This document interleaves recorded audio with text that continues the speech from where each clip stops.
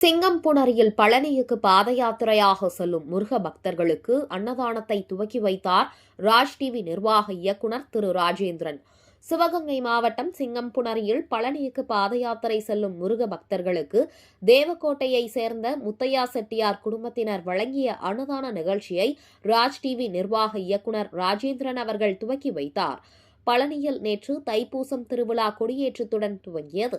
தைப்பூச திருவிழாவை காண காரைக்குடி, தேவக்கோட்டை, அறந்தாங்கி, பட்டுக்கோட்டை உள்ளிட்ட பல்வேறு பகுதிகளில் இருந்து லட்சக்கணக்கான முருக பக்தர்கள் சிங்கம்புணரி வழியாக பாத யாத்திரையாக செல்கின்றனர். அவ்வாறு பாத யாத்திரை செல்லும் முருக பக்தர்களுக்கு தேவக்கோட்டையை சேர்ந்த முத்தையா செட்டியார் குடும்பத்தினர் ஆண்டுதோறும் அன்னதானம் வழங்கி வருகிறார்கள்.